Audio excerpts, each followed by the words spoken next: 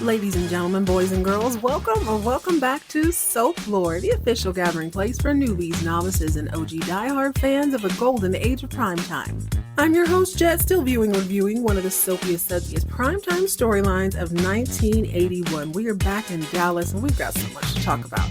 So whether you're new to this or true to this, sit back and enjoy. Tell the kids it's time to play outside or out of sight. Tell babe no questions, suggestions, or concerns for the next 25 to 35 minutes. Everyone else in earshot, you can be cool, you can be quiet, or you will get all the way kicked out because we are watching our stories. Ladies and gentlemen, boys and girls, this is Soap Lore.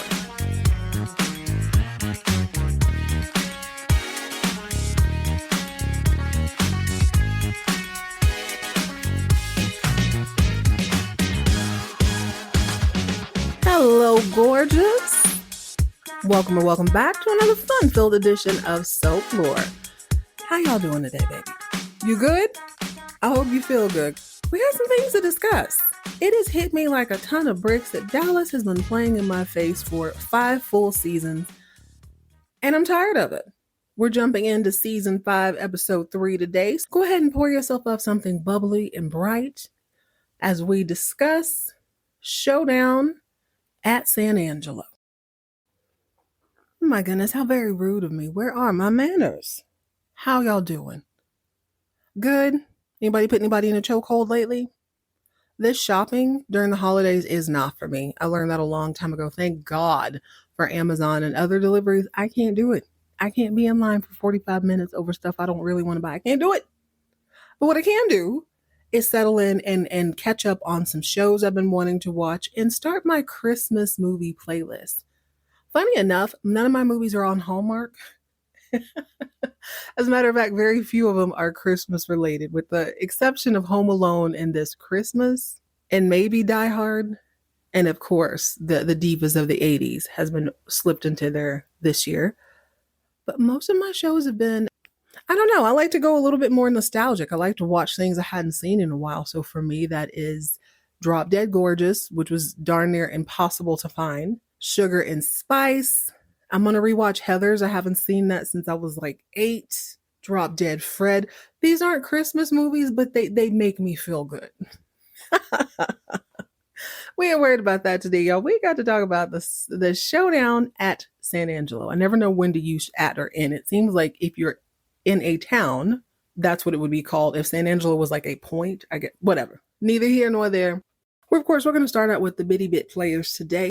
I don't want to call these stories brittle, but they need, come on now, we're going to need to add a little something to this, just a little bit. Bit player number 1 is now the number 1 side piece in all of Dallas. That's right.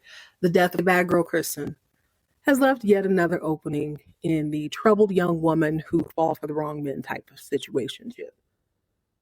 And that goes to none other than Afton. She is singing over lunch specials. People are either chugging down mojitos or sucking up Jello, but either way, she is singing her little heart out every day, all day, in this dark little lounge. Something caught my eye this episode that I hadn't really noticed before. You know, they have a B-roll where they show the outside of Ewing Oil, the outside of the ranch, etc.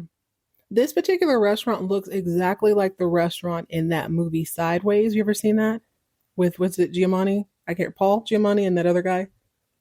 Excellent film. I might throw that in my Christmas watch list as well.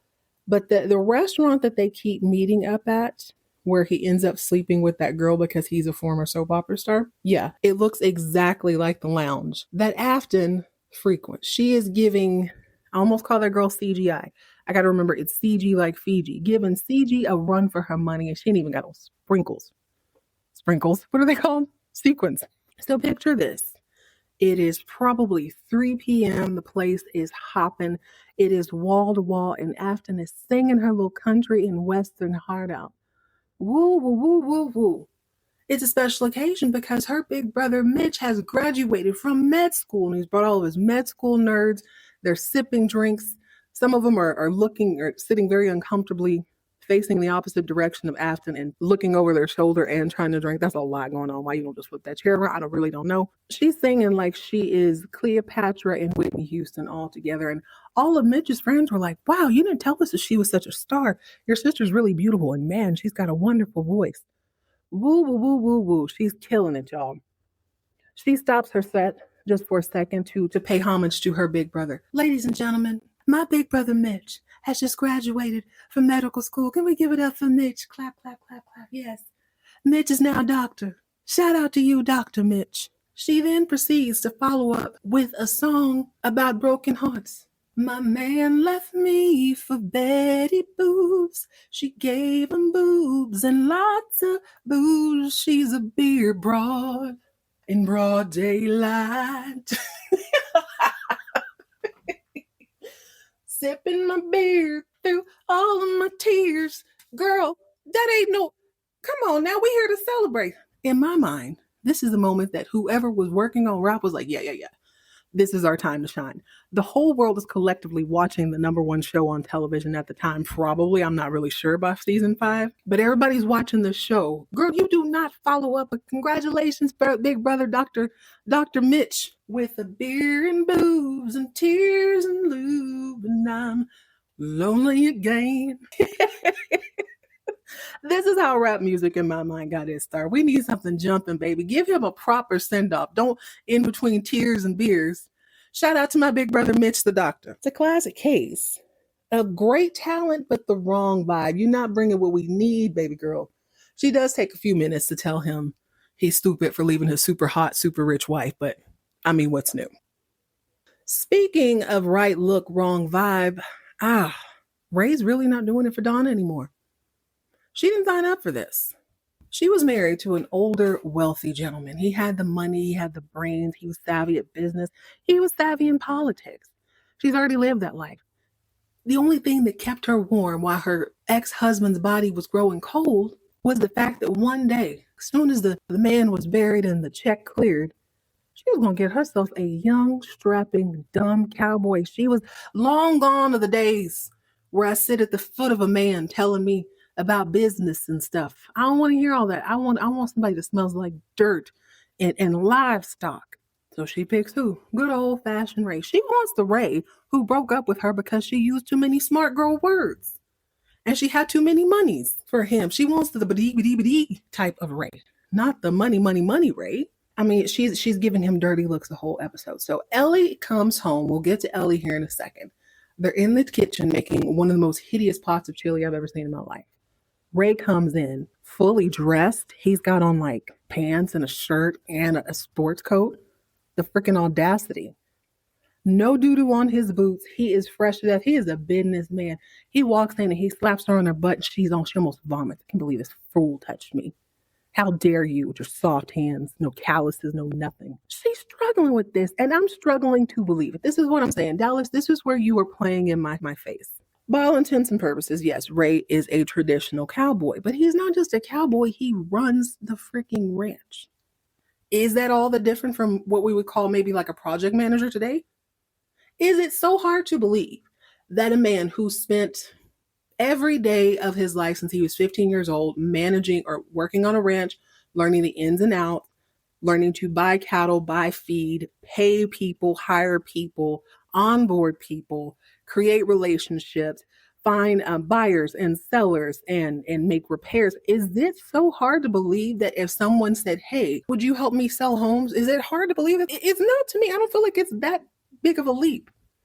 But for whatever reason, Donna can't stand it. She's like, this fool don't wear jeans anymore. He smells like Irish Spring. I can't stand this. Ellie, for no other reason than, being old and hateful sometimes.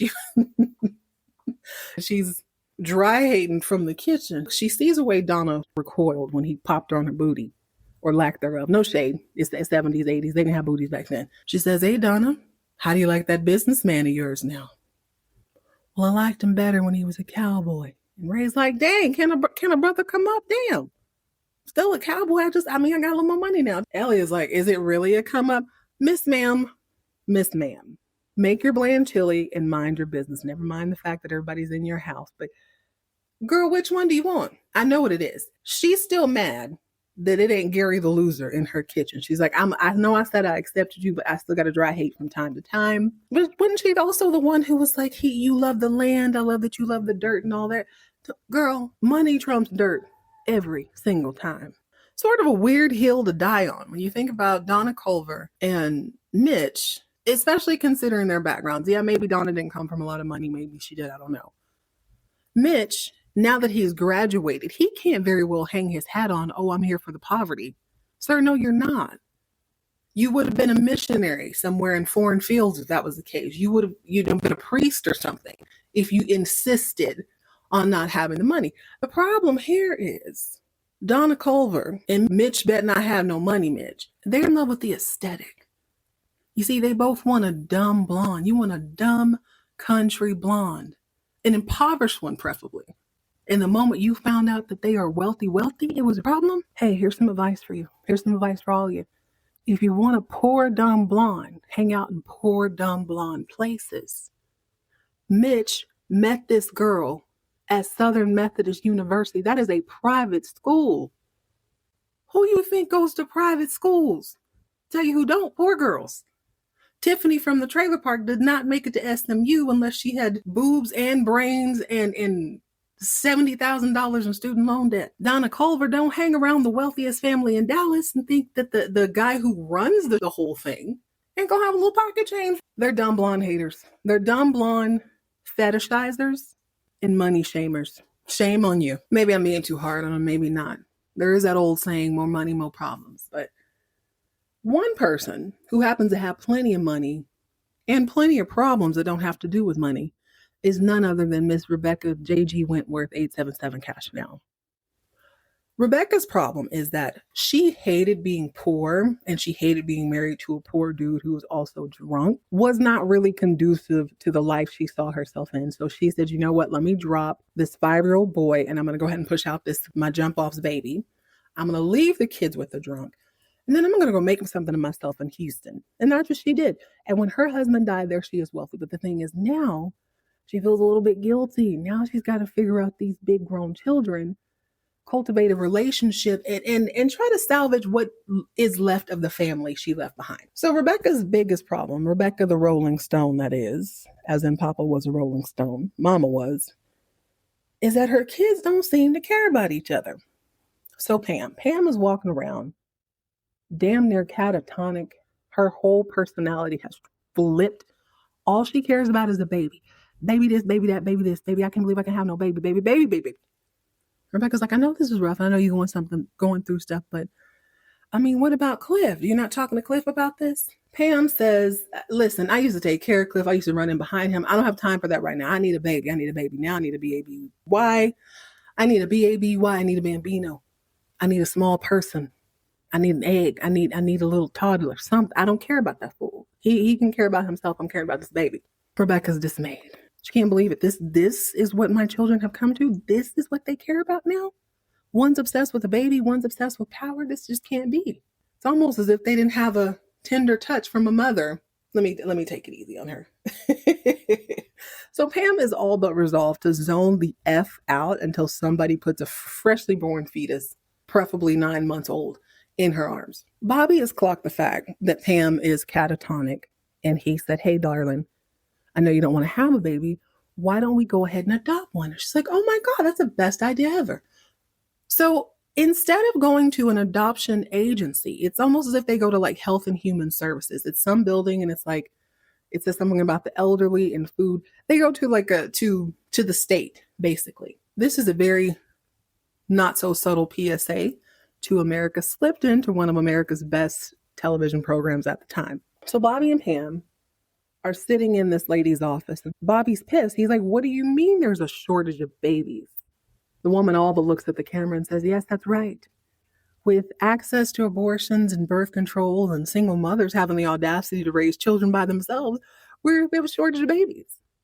Now, I'm not trying to be funny when it comes to that, but also, why would they go to the state they're rich? Again, Donna Culver or Mitch met a rich girl at a rich school. Rich people don't go to poor places.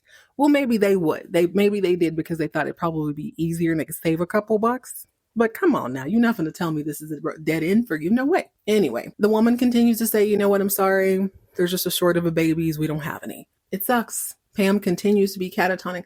Her personality, albeit a little bit extreme, the more I thought about it, I'm like, no, Dallas, you're playing in my face. She actually always acts like that. She always looks a little bit dazed and confused. She's just babbling a little bit more. It's not the fact that she's catatonic. That's weird. It's the fact that she's talking so much about the exact same thing. Even as I say that, that's not even true. Is Pam one-dimensional? Did it take me 5 seasons to realize that Pamela Ewing is completely one-dimensional? She threw me off with the Rick James mullet that one time.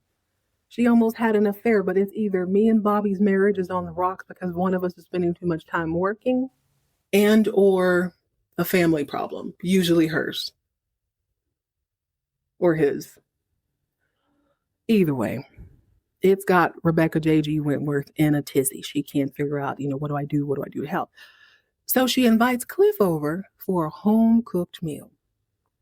This is her extending the olive branch. This is her opportunity to reconnect with her firstborn child, to get to know him. He gets to know her. He likes her for a change. And they're thick as thieves. She actually likes him too. She's concerned that he is sort of spiraling because he lost his job. She can immediately see that he's brilliant. He's smart. No reason a man like him should be without work. Although she does think he's a little bit too obsessed with the Ewing, she can totally see that, okay, there are obviously some hurdles that you need to hop over, and you're going to need a little bit of help. She also has a side mission here. She wants to get Cliff good and thick. He's a little too skinny for her liking, so she's going to make sure she's making him pound cake and extra spaghetti and all these carbs. She's going to make sure he's good and thick by summer. He's going to be real fine. She wants that thing banging when he walks away. She wants people flipping their head back to be like, dang.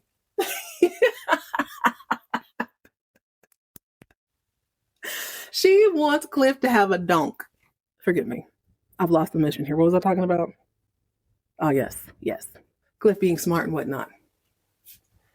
So with their little dinner, she says, Cliff, baby, I'm concerned that you and your sister aren't concerned with each other.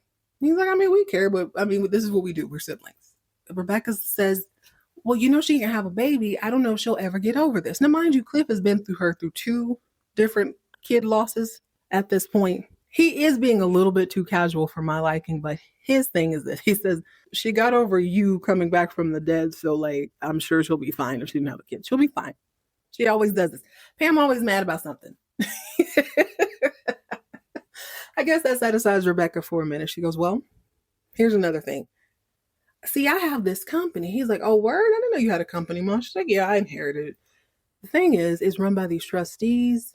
I don't really know a lot about business. I was thinking maybe you could run my company.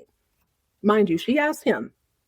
I'd like the record to reflect one more time that he has not asked her for anything. I do not like the narrative Pam is trying to paint. He even says, Mom, I don't know anything about business. I don't have any businesses. She goes, but you're business savvy. You understand checks and balances and accounting. You're a lawyer. It can't be that hard. I tend to agree. It's probably not super difficult. So Cliff agrees to attend one of her board meetings. Now, why this woman has literally 20 men on her board, I'm sure I don't know. It is some sort of supply company. So they supply all of the parts for oil wells. And as Cliff looks over the records, he sees that they actually haven't made any money. And the chairman or the head of the board, whoever he is very proud of the fact that their profits look exactly the same over the last X amount of years. And Cliff's like, I ain't no genius or nothing, but I thought businesses wanted to increase their profits. Now, this is where you could tell that the rest of the board ain't really feeling the chair guy, because they're silently nodding. They're dry snitching a little bit yes, please continue, Mr. Cliff. Please continue and elaborate on profits, please. Cliff puts it to him like this. You sell oil crap. This is the oil mecca of America. Why the heck aren't people fighting, beating down your door to get your parts? It's a good point. I also don't own many businesses, but I do know that in 1849, during the gold rush, The people who made the most money were the people who supplied the shovels and the dynamite and the pans and stuff. Or those cool people on the East Coast who I'm high key fascinated with, those people who hunted whales like in regular boats. I can't even imagine. They made more, the people who sold them like the nets and all that. It's always the suppliers for the people who have the dream make the most money. And he's right. Like even to this day, who do, they call it a hot shot. So say you have like a dually truck and there's rigs that are digging out in the middle of nowhere. It could be really expensive to get things shipped. And then plus you got to coordinate things that don't really have an address. So hot shots are people with trucks who'll put 10 or 11 pipes in their bed and drive it out to you and make a ton of money. You're always going to make it bringing little things like fittings and nuts and bolts and stuff like that. So it would appear that Cliff has a new job, at least for the time being, with his mother. I think that's the least she could do for abandoning them oh so long ago. Got to talk about the elephant in the room. Jim Davis, aka Jock Ewing. Now for the last, 6 episodes or so, Jock and Ellie have been enjoying a second honeymoon in lovely Paris. It is time for them to come home. Since IRL, Jim Davis is gone, the producers, the writers, and the cast have to work around this. I suppose when this happens on a show, you have 2 choices. You either recast as quickly as possible and hope by the next season or so people tend to forget. I think that's easier said and done when someone just quits a show versus when they pass away in real life. You got to be a little bit more delicate with it. So in this episode, Jock is just out of sight. He's super duper busy. They're keeping him booked and busy in places that make it difficult for him to come home easily. So he's not just out shopping. He's not just at the doctor. He's God knows where. So let's rewind back to the beginning of the show. Ellie arrives at the airport and Donna, Bobby, and Ray show up to greet her. Hugs and kisses. Oh, Mama, where's Daddy? When we were in New York, David Culver intercepted our flight. I don't know how he knew we were flying into New York, but he took Jock to Washington, D.C. to talk to the government about something. Jock's going to call us tonight and fill us in. The family's like, oh, okay, cool. So Ellie goes, well, where is everybody? Where is Pam? Where is JR? Pam's at home being catatonic, and JR is out running amok. He's got a lot on his plate. He has met his match. Fast forward to dinner, where they're eating that hideous chili that Ellie prepared. Phone rings, and it is Jock. And she's, oh, yes, okay. Oh, okay, cool. JR? Yeah, he's right here. You can talk to JR. Passes the phone to JR. Goes into the dining room to tell the whole family that Jock has been selected. He's basically the Oil Avengers. Him, Punk Anderson, a couple other people have been sought out by los Estados Unidos to head down to South America to teach South Americans how to tap into these untapped oil wells. They're going to teach South America how to drill. Okay. Not terrible, but you know what I'm saying? It gives him a place to be. It keeps him completely out of sight. There is absolutely no timeline with this sort of this sort of project. And plus, he's working for the U.S. government, so it's super secret. Probably not going to know where he is most of the time. That's how we're handling Jock at this time. Now, just because Jock is out of sight, don't mean he's out of mind. And it certainly don't mean he likes what's going on back in Dallas. Now, let's rewind just a little bit more. Let's say you're an elderly couple who almost broke up, cussed each other out, got back together, all over T'Challa Swamp. Wouldn't you feel kind of funny if you go on a second honeymoon and not only does your grandson get kidnapped 1.5 times, but a whole girl who pumped lead into your son ends up dead in your pool that everybody swims in like nothing happened. And your daughter-in-law has fallen in love with the guy who came back from the dead and ran away. They don't care. Ellie's like, okay, cool, let's eat chili. Matter of fact, Ellie has bigger fish to fry. Actually, she's not going to fry that fish this time. She's going to bake it because if Paris taught her nothing, it's not that her family's in complete shambles and that they are ruthless and weirdly criminal. It's not that maybe they should drain the pool or put up some sort of boundary. Hell, maybe they should build a more sturdy balcony so people don't trip and fall when they're on LSD and crack their head in the pool. No. She's like, dang, I'm getting too thick. I was out of shape. Let me get out here and drink lemonade and work out in my denim. She spent a considerable amount of time on camera this episode on a stationary bike. Like, damn, y'all, I was passing out in Paris. It was hot. It was hard to walk. I did relate to her. You don't realize how much you don't move around. Okay, if you're an athletic person, I'm not talking to you. Shout out to my homegirl who likes to listen and go on long walks. I'm not talking to you. You're probably going to be fine if you go walking in Paris and New York. But that is the quickest way to realize, like, oh, I'm not moving like I thought I was moving. When you are walking around a city, especially a city you're not familiar with, oh my God, your feet hurt, your shins hurt. It takes 2 weeks to recover. I remember being in San Diego and we were at this conference. Now, visually, I thought my hotel was like a block away from the opening doors. Baby, no, it was hot and I was not dressed appropriately. I learned real fast that I'm not trying to be cute. If I'm walking on vacation, I put on tennis shoes. And either way, Ellie's like, listen, your girl done got thick. Your girl done got out of shape. Let me ride this bike. She tries to give Lucy a little bit of advice, basically saying, go get your husband. Like, y'all don't even really have a problem. I agree, Ellie. But also, she's starting to miss her little grandbaby. She takes it surprisingly well. I don't know what reaction I thought she would have to Sue Ellen leaving, but it almost feels like she felt like it was inevitable. And then I remembered, yeah, she don't really like JR that much either. Her son or not. She's like, I mean, hell, I get it. I almost love Jock. I totally understand why women want to run away from people named John Ewing. I get it. And leave John Ewing, a.k.a. J. again, or John Ross Ewing. She did. Sue Ellen is in San Angelo trying to live her best life. Now, at the top of the show, she is freshly back from the funeral of Kristen. She brings the baby, immediately hands him off to the maids at the Sacred Cross. Dusty is there ready to meet her. Dusty's looking really good. He's only using a cane now. He doesn't have those Forrest Gump crutches. He's able to move around a little bit, and apparently other things are moving around. This is why this is the grown folks portion of this episode. I'm still going to keep it clean and cute just in case some of my nieces and nephews are listening.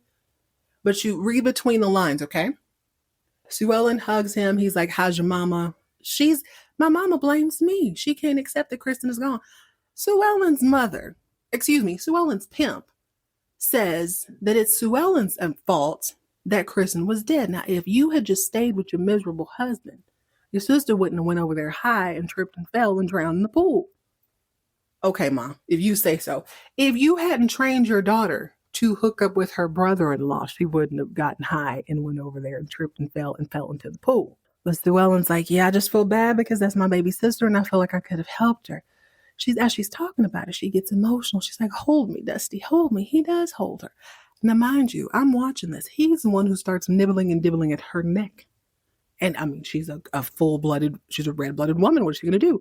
She starts responding. He starts responding. They start kissing and making out. And then he abruptly stops. I'm a little confused. Maybe mentally he's all there, but he still says, that unfortunately, there's not much I can do about it. She immediately starts apologizing. Oh my God, Dusty, I'm so sorry. I'm so sorry, my darling. I didn't mean to. He goes, no, please don't apologize. There's just nothing I can do about it.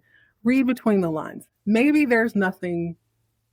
I mean, I think you could do something for her. You feel me? But it raises a deeper question. Obviously, they have affection. Obviously, they have love. Obviously, she doesn't really care that part of her life may not be open anymore. But he definitely does. He doesn't seem insecure about it. He's just like, oh my gosh, I don't know. But I mean, everything else is starting to work. Maybe that'll work too. Now, when they go to dinner, as in dinner in the house, they don't go out to eat. Sue Ellen is sitting quietly at the table while Dusty and Daddy Dusty discuss business. And it's a little bit too familiar. It's like, dang, I've seen this before. Are you back in the same situation? No, she's not, because this time there's actually love. Love makes things a lot more bearable. So she decides it's about time to go put the baby to bed. She says, well, Dusty, darling, after I put John Ross to bed, do you want to go into San Angelo? Maybe we can just drive around and listen to music. Maybe we can go to a movie. Here's where things start to get weird. Daddy Dusty immediately says, well, we go to bed really early around this time. We only hang out. We only stay up late on weekends. Matter of fact, we go to bed super early and we wake up as soon as the sun rises. Number one, when nobody's talking to you, Daddy Dusty. Number two, that's a full-grown man. He's fine.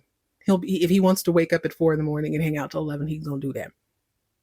Number three, she's been in your house for a few weeks. She knows what time people do and don't go to bed. And number four, sir, find you some business. Daddy is giving me, he's never really given me the creeps. He's still not necessarily, hold on, let me be clear on it. He's a good looking man, first off. I think that every time I see him, tall, powerful, but gentle. I understand you are concerned about your son. Matter of fact, Dusty says, Sue Ellen, if you want to go to the movies, that's what we're going to do. And she goes, no, I think I'll just go to bed. She's not trying to, she don't want any smoke. This is not her house. She is very used to living under someone else's rules. So she just sort of goes upstairs like, okay, I guess I'll go to bed. When she does, Daddy Dusty tells Dusty, son, you don't want to push yourself too hard. And he goes, I know, Dad, I know. I understand you being a helicopter parent. I understand you looking out for his best interests, but also riding around, listening to music, having romantic time is perfectly natural. I can't understand how he is okay with her living there, moving her son in on there, defending them as he does later in the show. But you feel like romantic time is off the table? Also, I do not appreciate him telling her that his son was impotent. That should have been Dusty's conversation. And let me tell you something, we're going to figure this out. They're going to figure it out one way or another. Speaking of trying to figure out stuff, J.R. cannot. He has met his match. These daggone Sacred Cross San Angelo people are not to be effed with. Matter of fact, the PI that he hired keeps coming up empty-handed. Sir, I had a telescope. I hid out in a car. I army crawled. I tried to tap the phone in the fridge. Nothing. These people they're stacked. They got guns on top of guns. They're vigilant. They're diligent. They're crafty. They are JR. That's one of those things, though. It's when your reputation precedes you, that can be a good or a bad thing. It might make you a little bit more predictable. So I suppose Dusty and his family have reverse engineered this. Like, okay, if I was going to kidnap a kid, how would I do it? And they basically covered all of their bases. JR can't take this crap anymore. He's like, you know what, dude? You're fired. I need a doer, dirtier dude to get my kid back. Plus, Jock threatened him, allegedly, on the phone. In no uncertain terms, you get that boy back on this ranch. JR seeks some counsel, and he starts to think. He thinks long and he thinks hard. Oh, he's like, how do I show up and steal my kid back so my dad doesn't beat my ass? And also, how do I keep from getting shot again? He gets shot again. This will be the third time in 5 seasons. We can't have that. So he does something 10 times more brilliant than I would have ever thought. He's like, I don't need to sneak over there. I need to show up normally. What I need is a bulletproof vest, i.e., my mama. Let me just hide up under her skirt. So he goes to Ellie, who is on that bike trying to get summertime fine. And he says, Mama, don't you miss your grandson? I sure do miss that baby. Well, why don't you go see him? Oh, yeah. Do you think Sue Ellen will let me go see him? Yeah, for sure. She's always liked you. You've always liked her. Yeah. This is an interesting point. I love that Sue Ellen, although she's escaped or she's ran away, she has had visitors in the form of Pam and now Miss Ellie. She was like, yeah, y'all come on through if you want to come through. So Ellie does just that. She goes and she plays with the baby. Oh my God, he's so big. He's so cute. Whoop-de-whoop. Did you miss Granny? John Ross is eating his fruit. Y'all know how you feel. Like, if you want to have a peaceful conversation, you better have some grapes, some mangoes, some something. While she's going on and on about how precious baby John Ross Ewing III is, John Ross Ewing Jr. comes hopping out the helicopter, and Sue Ellen jerks back like, I know you lying. You old bag. I can't believe. So she storms over to JR. How dare you have your old mama call and lie to me?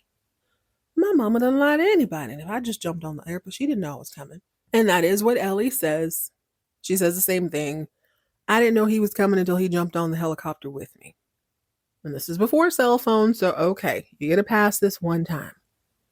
Well, just because Ellie is there doesn't mean the armed cowboys aren't as well. They're locked and loaded, ready to aim at JR at the drop of a dime.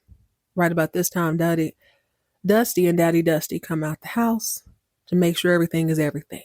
Daddy Dusty introduces himself to Ellie. Very cordial. I hate that we're meeting under these circumstances, but I sure have enjoyed having your grandson here. Precious, precious baby. She says, I know, but he's a Ewing. My husband feels like he belongs on South Fork.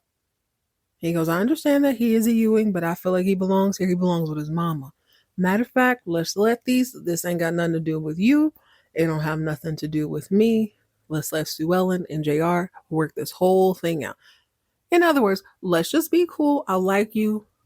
I don't want to have to disrespect you, so please keep it cute. And she's like, yeah, I'm here for my grandson. I don't really care about all the other stuff. Well, JR is not this beautiful knight in shining armor. He had a whole plan. Ellie, as he likes to call her, is the Trojan horse. So as they're saying their goodbyes, she's holding the baby. No, they set him down for a second and he takes off running. Correction. JR is playing with the baby. Ellie has him too. JR pulls a softball out of God knows where and says, hey boy, go fetch. Throws us so the baby puppy can run. John Ross runs right out of the gate. Ellie goes to scoop him up, not really thinking anything of it. One final little squeezy poo before I go before I get back in the helicopter. As they get outside of this little iron gate, JR says, Mama, now here's the time. You're going to jump in that plane. They're not going to shoot an old lady, but they will shoot me. So they're going to shoot a baby and an old lady? Get in that plane. Get in the helicopter. She's like, what? But you know what she does? She does start inching towards a plane. Now, Sue Ellen sees this and freaks the F out. Miss Ellie, please don't take her. Please don't take her. Eventually, Ellie comes to her senses and says, you know what? The baby does belong on South Fork, but not this way. She turned around and hands the baby back, and Sue Ellen's like, thank you. She would have got an open-handed slap. But take her down. Jeremiah, Hezekiah, Jedediah, y'all shoot this. Turn Ellie to Swiss cheese. She tried to kidnap my baby, or at the very least, rough her out.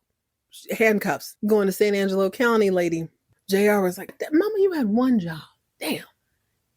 Now I gotta figure out another way to be sleazy. End scene.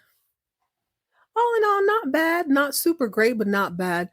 Listen, the bit players are going to have to step it up a little bit. Lucy is not interesting enough. Mitch is definitely not interesting enough. Afton is. Cliff is doing his part.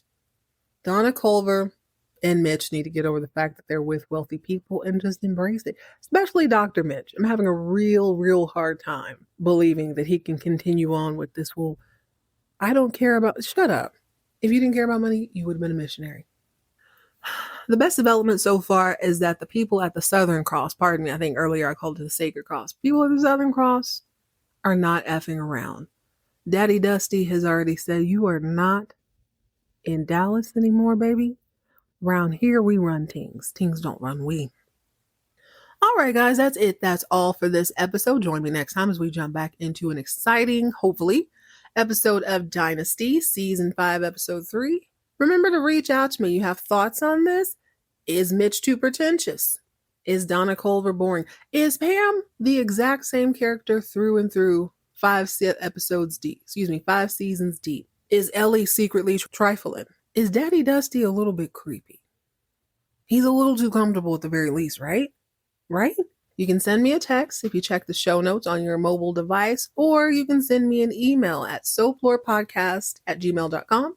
That's soaplorepodcast@gmail.com. All right, y'all. In the meantime, in between time, if you have a sibling or a very good friend who has a major accomplishment you want to celebrate, do not sing them a sad, soppy, boozy, booby blues type of song. Play them some with some tempo. Stay hydrated, stay moisturized, mind your own business, and keep all of your drama on TV.